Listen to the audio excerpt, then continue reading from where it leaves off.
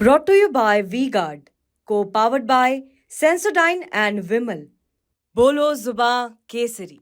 जिस तरीके से मोदी जी और जेडीयू मतलब बीजेपी और जेडीयू आई है अलग हुई है, आई है अलग हुई है, इससे जनता में निराशा है। जनता ठगी हुई महसूस करती है। इस तरह की चर्चा होती है, एकेडमिक बहस जहाँ होती है वहाँ की चर्चा है। यह आम लोगों को इन बातों से क्या लेना देना है।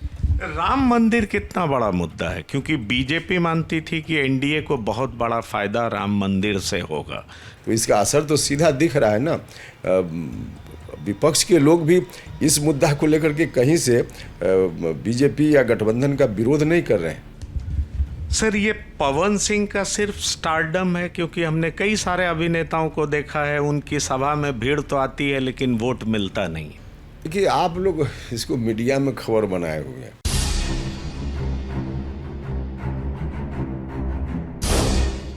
नमस्कार, मैं हूं पंकज कुमार। टीवी 9 के इस खास एपिसोड में मेरे साथ हैं राष्ट्रीय लोक मोर्चा के सर्वोपरि नेता उपेंद्र कुशवाहा जी। जी हाँ, काराकाट से चुनाव लड़ रहे हैं। इस बार चुनाव इनके लिए चुनौतियां भी हैं और जाहिर तौर पर काराकाट से ये 2014 में विजयी भी हुए थे।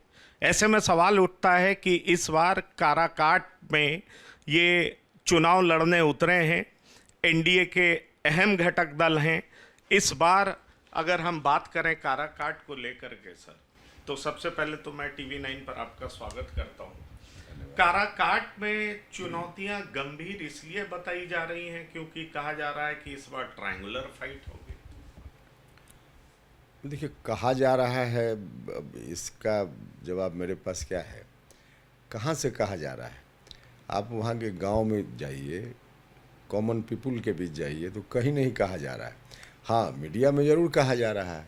तो मीडिया की बातों को लेकर उसकी व्याख्या की जाए चुनाव के समय में, इसकी ज़रूरत हम नहीं समझते, इसकी कोई आवश्यकता नहीं। काराकाट में अगर बताया जाए तो अहम मुद्दा क्या है? दरअसल मैं इस संदर्भ में ये बात पूछ रहा हूँ, ये सिर्फ आपके लिए ही नहीं है।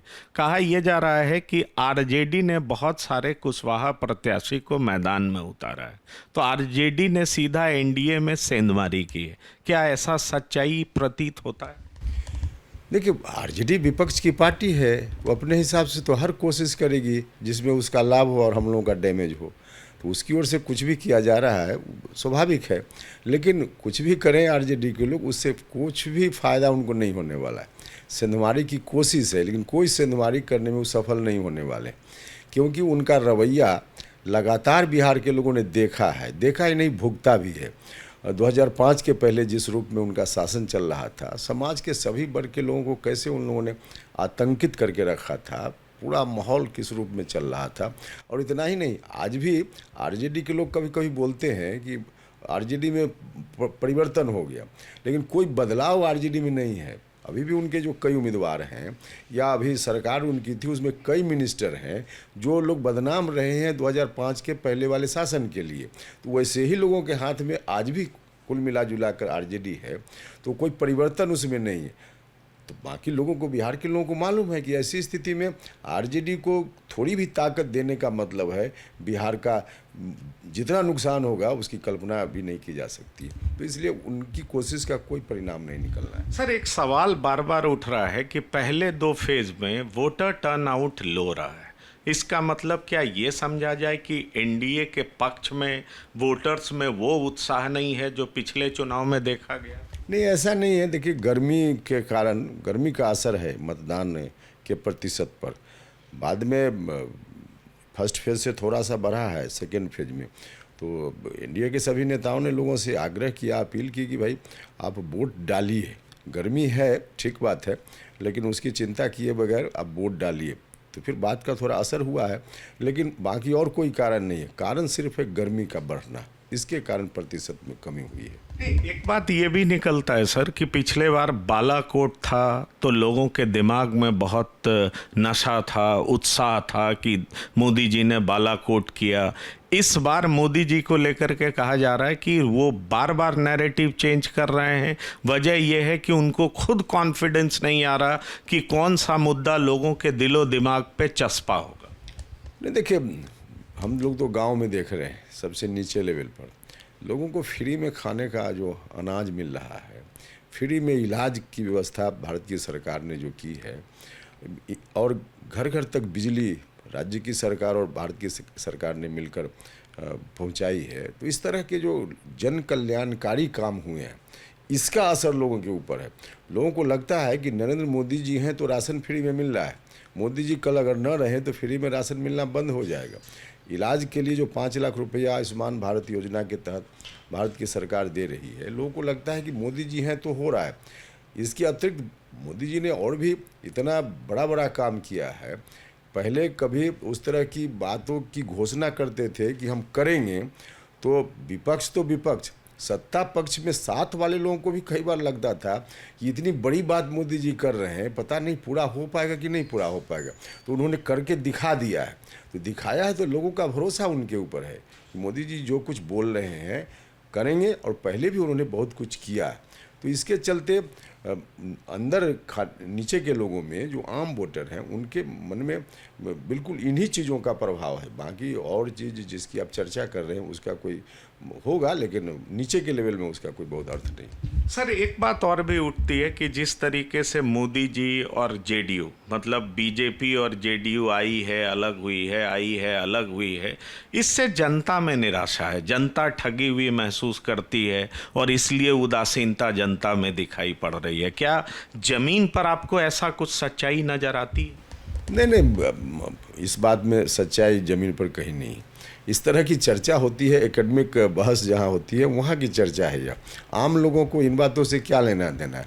आम लोग तो देखते हैं कि सरकार अच्छा काम कर रही है, नरेंद्र मोदी जी हमारे लिए सब कुछ कर रहे हैं, बिहार की सरकार ने भी किया है, मुख्यमंत्री जी भी कर रहे हैं। तो आम लोगों को लगता है कि सरकार है, ठीक है, आए गए वो एक अलग विषय है। राजनीतिक कारणों से ऐसा होता है, तो राजनीतिक कारणों से आम जनता को क्या मतलब है? आम जनता को तो लाभ सरकार से मिल रहा है कि नहीं मिल रहा है। जिस तरह से सरकार चलनी चाहिए उस तरह से सरकार चल रही है कि नहीं चल रही, इन बातों से मतलब है, तो इसलिए उसका कोई अर्थ नहीं। राम मंदिर कितना बड़ा मुद्दा है, क्योंकि बीजेपी मानती थी कि एनडीए को बहुत बड़ा फायदा राम मंदिर से होगा। जमीन पर क्या इस तरह का कुछ दिखाई पड़ता है? क्योंकि जब राम मंदिर, रामलला की प्राण प्रतिष्ठा हुई, उस समय का माहौल और अब के माहौल में बड़ा फर्क नजर आता है। क्या जमीन पर ऐसा है, या लोग ये कहते हैं, क्योंकि दूसरी चर्चा ये भी है, काउंटर नैरेटिव ये भी है, मोदी की गारंटी, मोदी जो कहते हैं वो करते हैं। तो आप जमीन पर क्या महसूस करते हैं जब आप जनता के बीच में जाते हैं? नहीं, देखिए, राम मंदिर की बात जहाँ तक कर रहे हैं, आप देख लीजिए ना, विपक्ष के लोग भी बीच के दिनों में राम के बारे में, प्रभु श्री राम के बारे में क्या क्या बोल देते थे। आज कहाँ बोल रहे हैं लोग? आज तो सब लोग इस बात को दिखाने की कोशिश करते हैं कि हम भी राम के उतने ही बड़े भक्त हैं जितना दूसरे दल के लोग या दूसरी पार्टी के लोग हैं। तो इसका असर तो सीधा दिख रहा है ना। विपक्ष के लोग भी इस मुद्दा को लेकर के कहीं से बीजेपी या गठबंधन का विरोध नहीं कर रहे हैं, तो एक तरह से उनके ऊपर भी प्रभाव पड़ा है इन चीज़ों का। तो उनके ऊपर जब प्रभाव पड़ा है तो आम जनता के ऊपर क्यों नहीं? निश्चित रूप से इसका प्रभाव है। सर, मैं कुछ लोकल सवाल करूंगा, बिहार स्पेसिफिक। कुशवाहा समाज की आबादी यादवों के बाद सबसे ज़्यादा है और एनडीए ने ज़बरदस्त तरीके से कुशवाहा समाज को प्रमोट भी किया। आप उसके प्रमुख नेता हैं, लेकिन लालू प्रसाद जी ने जिस तरीके से ज़्यादा नंबर में प्रत्याशी उतारा मैदान में, कहा जा रहा है कि औरंगाबाद का असर काराकाट में दिखेगा, मुंगेर का असर नवादा में दिखेगा, मुंगेर का असर बेगूसराय में दिखेगा। ये हकीकत आप किस तरीके से देख पा रहे हैं? अब देखिए, अब जिस समाज का आप नाम ले रहे हैं उसको क्वांटिटी से नहीं क्वालिटी से मतलब है। क्वांटिटी कभी 2, 4, 5 एमएलए एमपी ज़्यादा हो जाए कम हो जाए, इससे अब उनको कोई लेना देना नहीं। सत्ता का जो मुख्य केंद्र है वहाँ कितनी हमारी हिस्सेदारी भागीदारी है, इसके आधार पर लोग सोचते हैं, और सोचना भी चाहिए। आखिर बाकी सब लोग सोच रहे हैं तो ये कब सोचेंगे लोग? तो सोच रहे हैं, उसमें संख्या का कोई मतलब उनके लिए नहीं है कि किस पार्टी ने कितना टिकट दे दिया, उसका कोई अर्थ नहीं। सर, ये पवन सिंह का सिर्फ स्टारडम है? क्योंकि हमने कई सारे अभिनेताओं को देखा है, उनकी सभा में भीड़ तो आती है लेकिन वोट मिलता नहीं है। यहाँ पर क्या स्थिति है? कहा यह जा रहा है कि औरंगाबाद से रिलेशन है, राजपूत प्राइड रिप्रेजेंट कर रहे हैं, जातियों में को विभक्त किया जा रहा है। क्या इससे आप नुकसान महसूस कर रहे हैं, वहाँ पर चैलेंज महसूस कर रहे हैं? देखिए, आप लोग इसको मीडिया में खबर बनाए हुए हैं। हमने कहा ना कि आम जनता, कॉमन पीपल के बीच चले जाइए, काराकाट के गांव में भी, तो इसकी हकीकत क्या है पता चल जाएगा। और मेरा अंतिम सवाल सर, एनडीए में एक टिकट मिलना आपको, आपकी पार्टी को मिला, आप पिछली बार 3 टिकट पे लड़े थे। क्या इससे कोई नाराज़गी है आपकी पार्टी में, आपके कार्यकर्ताओं में, आपके लोगों में? देखिए, जब बातचीत का दौर होता है उस वक्त हर पार्टी अपने अपने हिस्से में ज़्यादा सीट आए इस बात की कोशिश करती है। तो एक स्टेज होता है, लेकिन जब डिसीजन हो जाता है, डिसीजन अनाउंस हो जाता है, तो उसके बाद अब इन चीज़ों पर बात करने का कोई अर्थ नहीं है और न इसकी आवश्यकता है। अब तो जो चीज़ें तय हुई हैं, सामूहिक सब पार्टियों का डिसीजन है, तो युद्ध के मैदान में है, जो भी डिसीजन हुआ सबकी सहमति बनी तभी तो डिसीजन हुआ। तो सबकी सहमति के आधार पर लिया गया डिसीजन। अब इस पर टिप्पणी किस बात की? इस चुनाव में प्रमुख मुद्दा आप क्या मानते हैं? जनता के सामने प्रमुख मुद्दे क्या हैं जिसको लेकर के आप जनता के बीच में जा रहे हैं, और एनडीए की स्थिति बिहार में किस तरह की दें? नहीं, मुद्दा तो अल्टीमेटली डेवलपमेंट ही है। बिहार का विकास कैसे हो। प्रधानमंत्री जी बार बार बोलते हैं कि हिंदुस्तान को विकसित राष्ट्र की श्रेणी में ले जाना है, और विकसित राष्ट्र की श्रेणी में जब देश को ले जाना है तो जो राज्य हैं, खास करके बैकवर्ड स्टेट्स, उनको भी विकसित बनाना पड़ेगा। तो उनको विकसित बनाने का मतलब कि हर पैमाने पे अपडेट इन राज्यों का भी लाना पड़ेगा। तो उसके आधार पे डेवलपमेंट ही है मुद्दा, उसमें कहीं कोई दूसरा मुद्दा नहीं है। और जहाँ तक एनडीए की स्थिति बिहार में, तो एनडीए आप देख लीजिएगा, 4 जून आने दीजिए, 40 में 40 हम लोग जीतेंगे। भले अलग अलग लोग, विपक्ष के लोग अपनी बात करेंगे, लेकिन रिजल्ट आने दीजिए, 40 में 40 हम लोग जीतेंगे। तो आपके कहने का मतलब ये मान लिया जाए कि जो विपक्ष दावा करती है कि 17 महीने में हमने 5 लाख नौकरी दी, युवाओं के सामने बेरोजगारी बहुत बड़ा मुद्दा है और इसलिए युवा इस बार एनडीए के साथ नहीं है, महंगाई पर पीएम बोलते नहीं हैं, इसका कोई असर नहीं दिखेगा जमीन? नहीं, बिल्कुल। देखिए, नौकरी दे दी उन्होंने, कह जो रहे आरजेडी को, तो नौकरी उन्होंने दे दी है। उनका जो राज था 15 साल, कितने लोगों को नौकरी दे दी उन लोगों ने? नौकरी रेल मंत्री के रूप में आरजेडी के नेता ने दी भी, तो उसके बदले क्या क्या हुआ सब लोग देख रहे हैं, आज जांच चल रही है। तो नौकरी देने का जो उनका तरीका था, वो नौकरी देना माने उससे ज़्यादा लोगों को कष्ट पहुंचाना था। और अभी जो दावा कर रहे हैं, अभी पूरी सरकार है, मुख्यमंत्री नीतीश कुमार जी हैं, तो नीतीश कुमार जी सीएम है, क्रेडिट उनको नहीं जाएगा। सिर्फ कोई एक व्यक्ति उसमें से एक मंत्री परिषद का सदस्य कहे कि हम ही ने कर दिया, ऐसा थोड़े होता है। आम जनता को मालूम है कि नौकरी मिली है, तो किसने नौकरी दी है। और जहाँ तक बेरोजगारी की समस्या का सवाल है, सिर्फ सरकारी नौकरी से बेरोजगारी की समस्या का हल नहीं हो सकता है। आरजेडी की ओर से यही कहा जा रहा है कि हम नौकरी आगे भी नौकरी देंगे, बेरोजगारी दूर कर देंगे। भैया, सरकारी नौकरी से कैसे बेरोजगारी दूर होगी? सरकारी नौकरी एक इशू है, लेकिन बेरोजगारी दूर करने के लिए रोजगार का जो और दूसरा उपाय है उसको करना पड़ेगा, और उसमें भारत की सरकार कर रही है। 10 लाख रुपया नौजवानों को धंधा करने के लिए। उसमें अभी तो फिर से कहा हमारे प्रधानमंत्री जी ने, इस बार सरकार बनाइए, 10 लाख की जगह 20 लाख हम करेंगे। तो कुल मिला जुला कर यह इस तरह की बातों को उठाने से कोई विपक्ष का फ़ायदा हो रहा है और विपक्ष की बातों पर लोग भरोसा कर रहे हैं, ऐसा नहीं। सर, मेरा अंतिम सवाल, परिवारवाद, वंशवाद, भ्रष्टाचार, ये 3 ऐसे मुद्दे थे लाल किले के प्राचीर से प्रधानमंत्री जी ने बोला था, पर ये आवाज़ कहीं ना कहीं बिहार में उनकी धीमी पड़ जाती है। वजह यह है कि घटक दल उनके 1-2 हैं जिन्होंने अपने परिवार के लोगों को टिकट दिया है, और आरजेडी बार बार इस मुद्दे को उठाती है। क्या आपको लगता है कि ये मुद्दा है और एनडीए ये नैरेटिव बनाना चाहती है पर बिहार में ये बन नहीं पा रहा? नहीं, देखिए, अब चुनाव से थोड़ा अलग हट कर हम बात करें तो आम जनता इसको मुद्दा नहीं मान रही।